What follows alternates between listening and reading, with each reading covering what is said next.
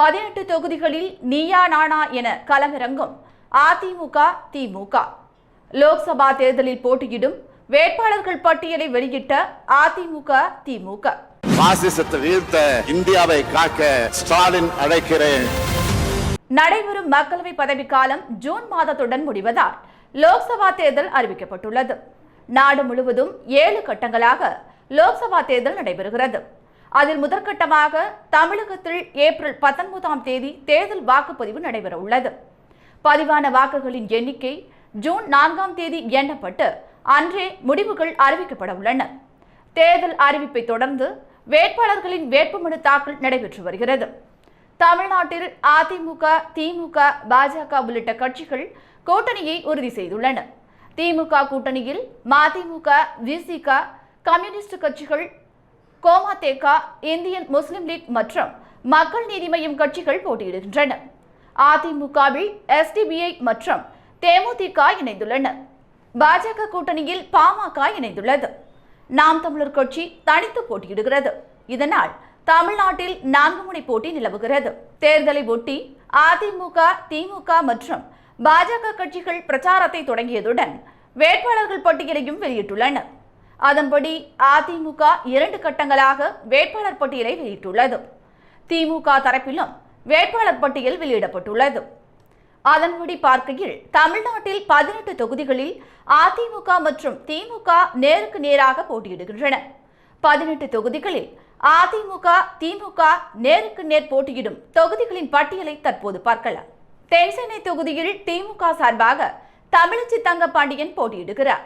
இவருக்கு போட்டியாக அதிமுக சார்பில் ஜெயவர்தன் போட்டியிடுகிறார். வடசென்னை தொகுதியில் திமுக சார்பில் கலாநிதி வீராசாமி போட்டியிடுகிறார். இவருக்கு போட்டியாக அதிமுக சார்பில் ராயபுரம் மனோ போட்டியிடுகிறார். ஸ்ரீபெரும்புதூர் தொகுதியில் திமுக சார்பில் டிஆர் பாலு போட்டியிடுகிறார். இவருக்கு போட்டியாக அதிமுக சார்பில் பிரேம்குமார் போட்டியிடுகிறார். தனி தொகுதியான காஞ்சிபுரம் தொகுதியில் திமுக சார்பில் செல்வம் போட்டியிடுகிறார். இவருக்கு போட்டியாக அதிமுக சார்பில் ராஜசேகர் போட்டியிடுகிறார். அரக்கோணம் தொகுதியில் திமுக சார்பில் ஜெகத் ரட்சகன் போட்டியிடுகிறார். இவருக்கு போட்டியாக அதிமுக சார்பில் ஏஎல் விஜயன் போட்டியிடுகிறார். வேலூர் தொகுதியில் திமுக சார்பாக கதிரானந்த் போட்டியிடுகிறார். அதிமுக சார்பில் பசுபதி போட்டியிடுகிறார். அடுத்ததாக தருமபுரி தொகுதியில் திமுக சார்பில் மணி போட்டியிடுகிறார். அதிமுக சார்பில் அசோகன் போட்டியிடுகிறார்.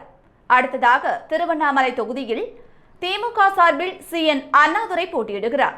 இவருக்கு போட்டியாக அதிமுக சார்பில் M கலியபெருமாள் போட்டியிடுகிறார். ஆரணி தொகுதியில் திமுக சார்பாக வேந்தன் போட்டியிடுகிறார். இவருக்கு போட்டியாக அதிமுக சார்பில் கஜேந்திரன் போட்டியிடுகிறார். அடுத்ததாக கள்ளக்குறிச்சி தொகுதியில் திமுக சார்பில் மலையரசன் போட்டியிடுகிறார். இவருக்கு போட்டியாக அதிமுக சார்பில் ரா குமரகுரு போட்டியிடுகிறார். சேலம் தொகுதியில் திமுக சார்பாக செல்வகணபதி போட்டியிடுகிறார்.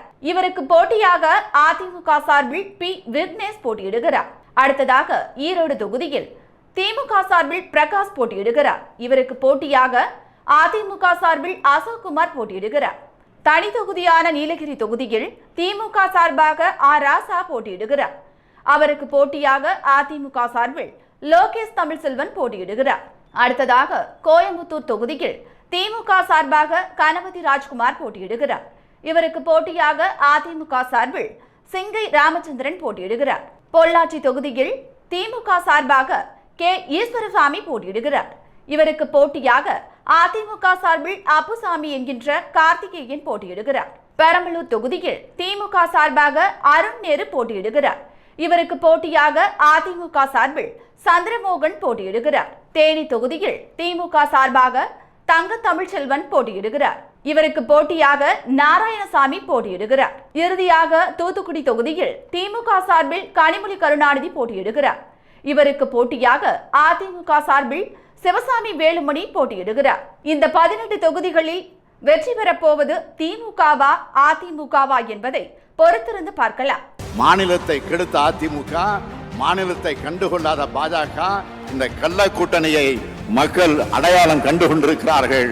மக்கள் நலனே முக்கியம்னு செயல்பட்டுக் கொண்டிருக்கக்கூடிய நமது திராவிட மாடல் தமிழ்நாட்டு மக்களாகிய நீங்கள் துணை இருப்பது போல உண்மையான வளர்ச்சியை நமது நாடு காண ஒட்டுமொத்த இந்திய மக்களும் தயாராகிவிட்டார்கள். பாசிசத்தை வீழ்த்த இந்தியாவை காக்க ஸ்டாலின் அழைக்கிறேன்.